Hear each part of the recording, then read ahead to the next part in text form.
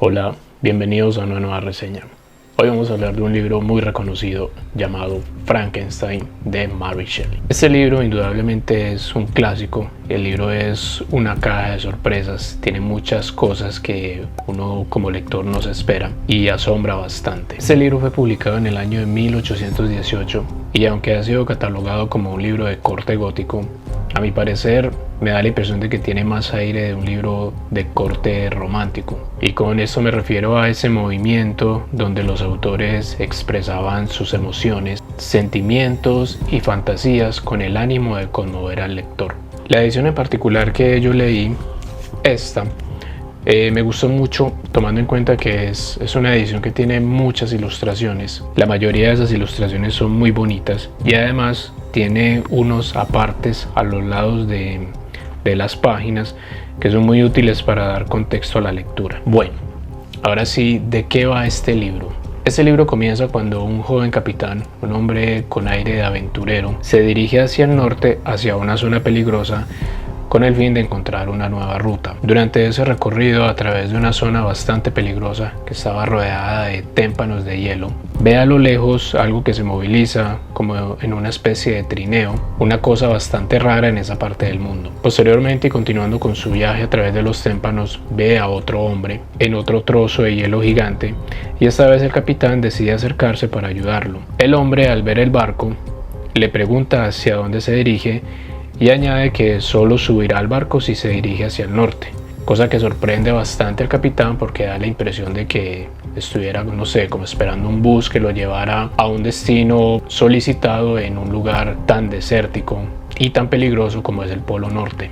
Esperando el bus, esperando el bus.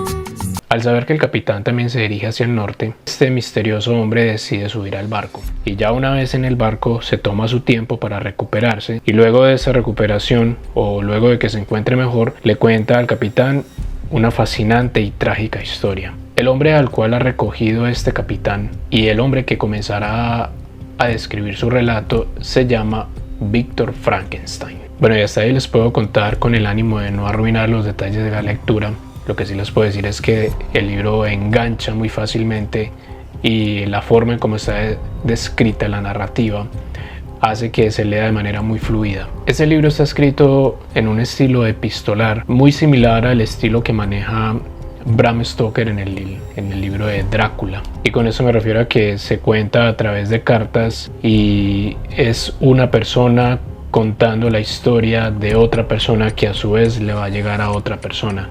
Aunque puede parecer un poco complejo, desde el momento en que se inicia o se aborda la lectura se hace bastante fácil de comprender. Existen varias confusiones o varios malentendidos.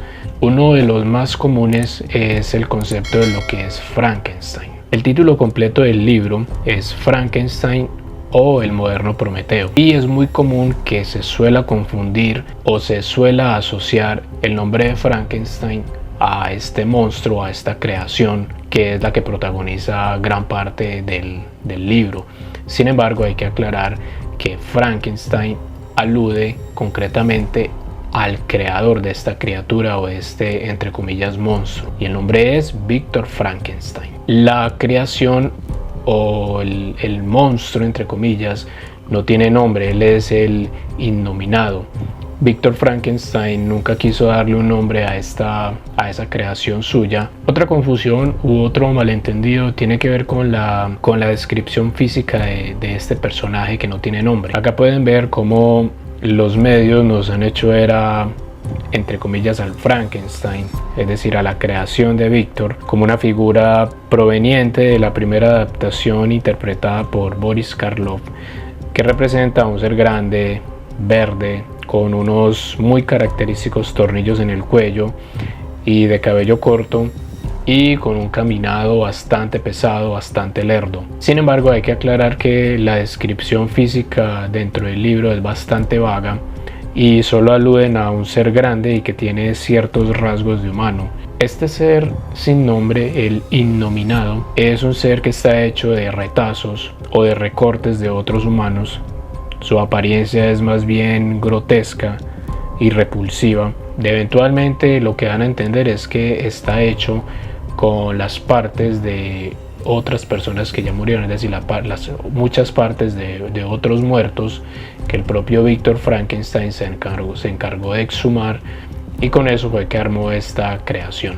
Otra de las grandes confusiones y de los malos entendidos tiene que ver con la ambientación del libro. Nos han hecho creer que la historia ronda por castillos oscuros y góticos, rodeados de nubes que arrojan rayos, y dentro de ese castillo vive un científico loco con un laboratorio lleno de palancas, telarañas, en una bruma densa. Y bueno, de lo anterior, poco o nada. Los ambientes que se describen en el libro son más bien de carácter bucólico. Son ambientes blancos, de nieve y montañas suizas muy empinadas. Otras veces son ambientes de praderas y bosques muy tupidos, y estos ambientes, según lo que se esté relatando, pueden evocar un poco de tristeza, de felicidad o de melancolía. Y en ese sentido la autora juega muy bien con la escenificación y el sentimiento que quiere despertar en el lector a través de esa escenificación. Este libro relata las vicisitudes de un ser que no tiene nombre, a quien a veces llamamos como el monstruo o el demonio. Siendo un poco más analíticos, se puede notar que realmente hay dos monstruos, dado que el otro es el mismo doctor Víctor Frankenstein, un hombre que desde muy iniciada la lectura da a entender que es una persona bastante cobarde y que no supo dar la talla con respecto a su propia creación.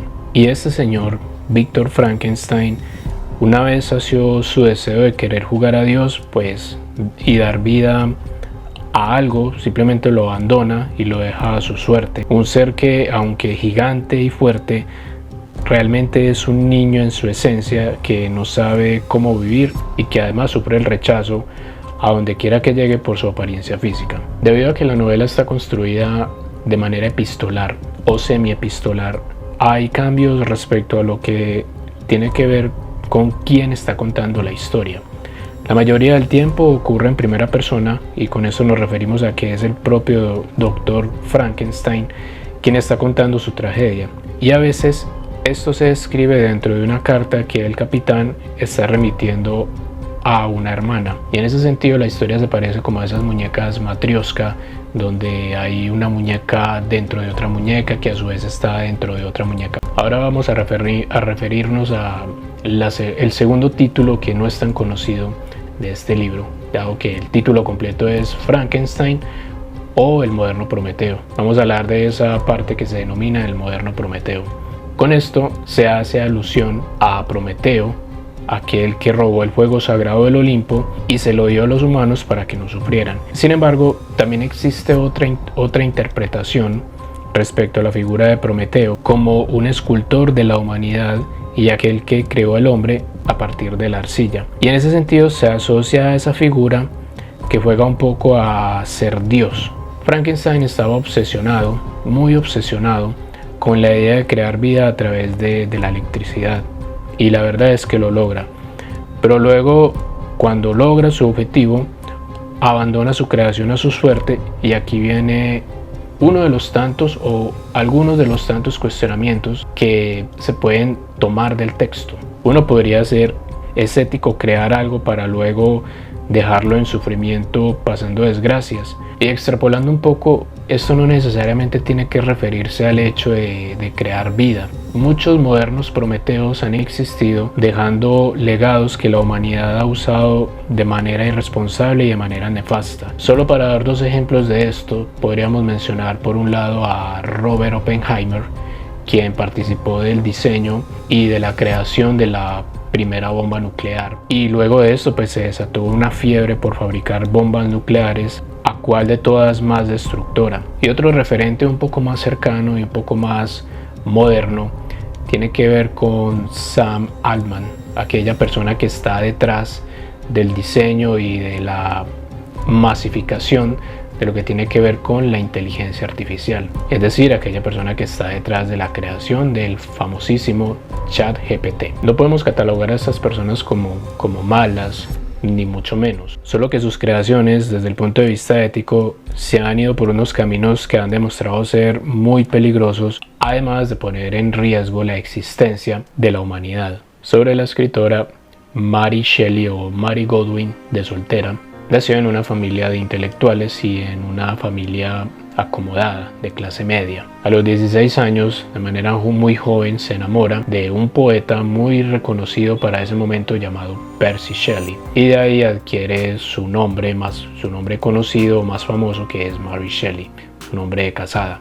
Desde los inicios de esta relación se veía que esta iba a ser bastante turbulenta, bastante tormentosa, y además de eso, Percy Shelley ya estaba casado. Percy era un poeta y un escritor de un estilo más bien radical. Un día de verano del año 1816, Lord Byron, el famoso poeta, invita a esta pareja a una finca a orillas de un lago en Ginebra. La hermanastra de Mary Shelley, era amante de Lord Byron y por eso pues le llegó la invitación a esta casa a orillas del lago. Ese verano fue bastante inusual, fue un verano muy frío. Toda esta gallada de personajes intelectuales que se encontraban allí, se encontraban como en una especie de desparche, como sin mucho que hacer debido a que no podían salir por las particularidades de este verano. Así que Lord Byron les propone un reto.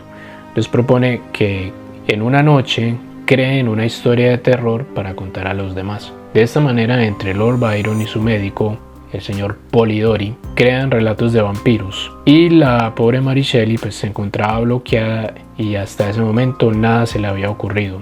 A causa de un debate entre los asistentes sobre la posibilidad de reanimar cuerpos sin vida, un debate basado en unos estudios de un señor llamado Erasmo Darwin, se va a la cama a dormir con esta idea divagando por su mente, y de esta manera surge el bosquejo de lo que sería posteriormente la novela de Frankenstein. Inicialmente esto era un cuento, pero con la ayuda de Percy Shelley el cuento se extiende un poco más hasta llegar a ser una novela.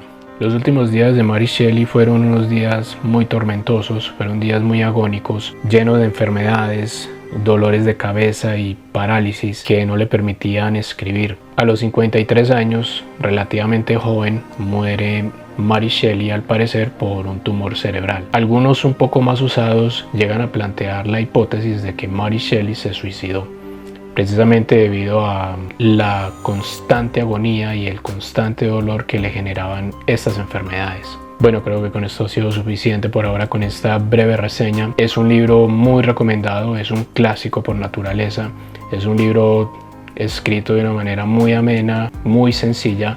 Es un libro que plantea muchas preguntas para pensar, para analizar. Es un libro que requiere en algunos momentos algunas pausas precisamente para pensar acerca de esos cuestionamientos implícitos que hay dentro de esta lectura. Si ya has leído a Frankenstein, déjanos en los comentarios. De antemano, muchas gracias por haber visto este video hasta el final. Nos vemos en una próxima ocasión. Chao.